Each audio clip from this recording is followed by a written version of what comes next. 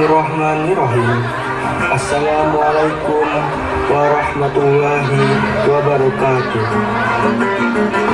Perkenankan kami mempersembahkan sebuah drama tragedi dengan judul Asal-Usul Syariat Kurban dalam Islam. Andi Nurdian sebagai Nabi Ibrahim, Tubagus Jidan sebagai Siti Hajar, Ahmad Rifki sebagai Malaikat Jibril, Ahmad Fikri sebagai Nabi Ismail, Yuda Rama sebagai Iblis, Muhammad Fajri sebagai Iblis. Selamat menyaksikan. Dikisahkan Nabi Ibrahim memiliki seorang istri yang bernama Siti Hajar. Nabi Ibrahim dan Siti Hajar sudah lama menikah, namun tak terjadilah percakapan antara Nabi. Wahai istriku, sekian lama kita menunggu, belum kunjung dikaruniai seseorang anak. Padahal aku sungguh mengharapkannya. Lalu bagaimana pendapat engkau? Wahai Ibrahim, hampir semua ini kita berserah diri kepada Allah, sabar dan senantiasa berdoa kepada Allah Subhanahu wa taala, karena semua sudah penentuan Allah. Maka kita sebagai hambanya agar bisa bertawakal dengan berserah diri kepadanya. Setiap hari, setiap waktu, Nabi Ibrahim Rabbi habli minas solihin, Rabbi habli minas solihin, Rabbi habli minas solihin. Akhirnya Allah Subhanahu wa taala mengabulkan doa yang senantiasa dipanjatkan Nabi Ibrahim. Nabi Ibrahim dikaruniai seorang anak laki-laki yang selama ini ia idam-idamkan dan diberi nama Ismail, atau yang kita sekarang dikenal adalah Nabi Iya, beri tepuk tangan untuk penampilan drama. Yang mau memberikan apresiasi silakan untuk maju ke depan boleh. Allahu Akbar. Segala puji bagi Engkau, Allah yang telah mendengar mengijabah doa hamba. Wahai istriku, selama ini yang kita idam-idamkan telah dikabulkan oleh Allah. Ini adalah titipan dari Allah. Maka kita harus menjaga, merawat, mendidik supaya besar kelak menjadi anak yang soleh. Wahai Ibrahim, hampir semua ini kita berserah diri kepada Allah, sabar dan senantiasa berdoa kepada Allah Subhanahu wa taala, karena semua sudah penentuan Allah. Maka kita sebagai hambanya agar bisa bertawakal dengan berserah diri kepadanya. Ismail pun tumbuh menjadi anak yang cerdas dan memiliki akhlak yang baik. Nabi Ibrahim pun sangat menyayangi Ismail. Ya, sesungguhnya engkau terlihat begitu lelah dan wajahmu sedikit pucat. Apakah kamu baik-baik saja, wahai ayahku? Wahai anakku, sesungguhnya ayah baik-baik saja. Hanya saja ayahmu butuh istirahat. Saya bikinin kopi ya, atau air putih saja. Tidak usah wahai anakku, ayah mau langsung istirahat saja.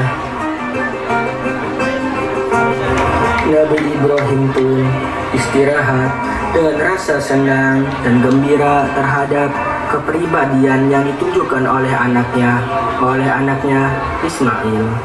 Merasakan puncak kegembiraan, Nabi Ibrahim dipuji oleh Allah Subhanahu wa taala.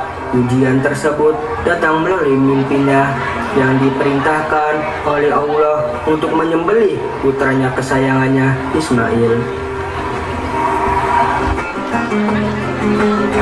Datanglah seorang malaikat Jibril menyampaikan wahyu dari Allah Subhanahu wa taala.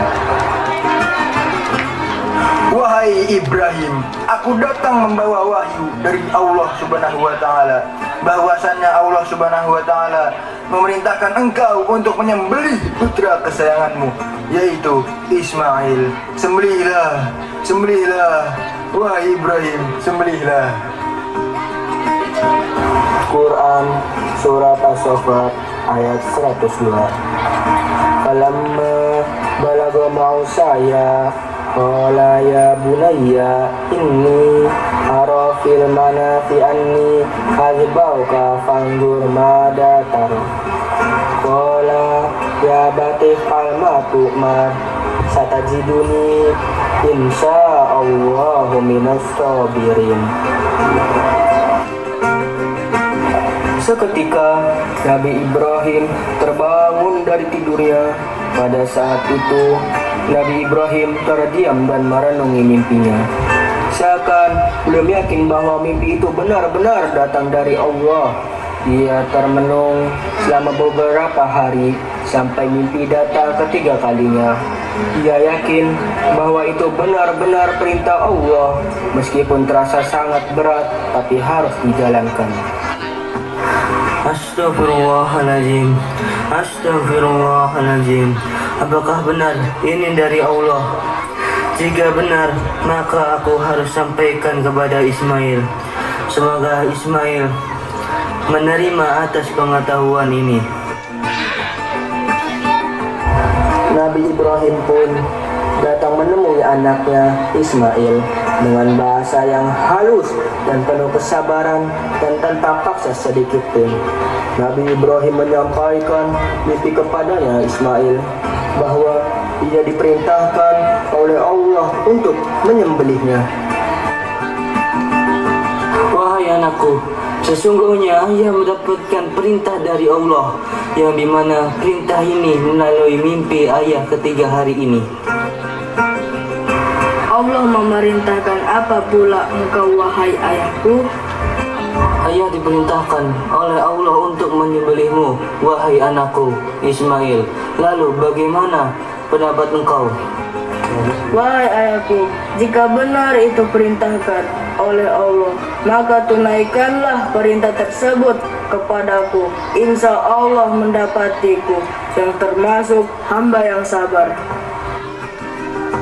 Keesokan harinya, Nabi Ibrahim dan Ismail bersiap-siap untuk pergi ke suatu tempat di mana perintah Allah akan mereka tunaikan, yaitu Nabi Ibrahim akan menyembelih putra kesayangannya. Wahai anakku, kau sudah siap? Sudah siap, ayah?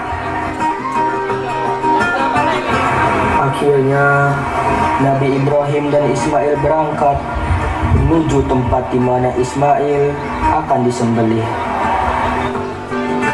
Di tengah perjalanan menuju tempat penyembelihan Ismail, setan dan iblis berusaha merayut Nabi Ibrahim untuk menggagalkan niatnya. Tetapi Nabi Ibrahim tidak tertipu dan ia tidak tergoyahkan sama sekali.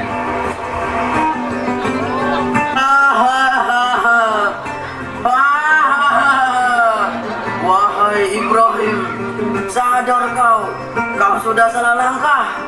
Namun jangan kau teruskan. Kasihan anakmu, wahai Ibrahim, sadarlah, sadarlah.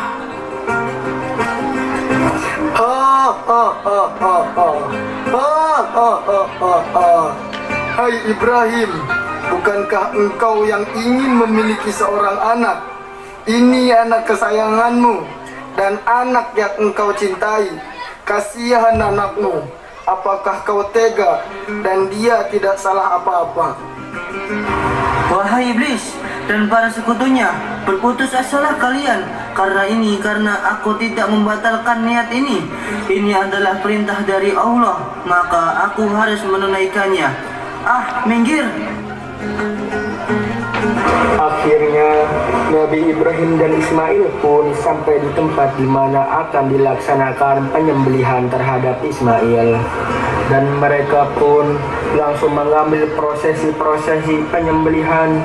Ismail sudah berbaring di atas pasir dan pelipis dan sudah berada di hadapan Nabi Ibrahim dan siap untuk disembelih. Wahai anakku, berbaringlah. Taruhlah kain putih di wajahmu. Bukalah wahai anakku. Bismillah. Seketika datanglah malaikat Jibril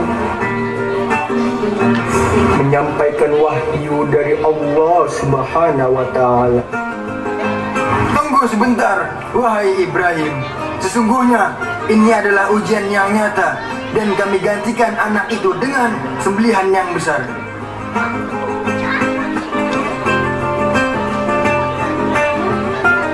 Akhirnya Nabi Ismail pun tidak jadi disembelih dan diganti dengan seekor sembelihan yang besar, yaitu seekor domba.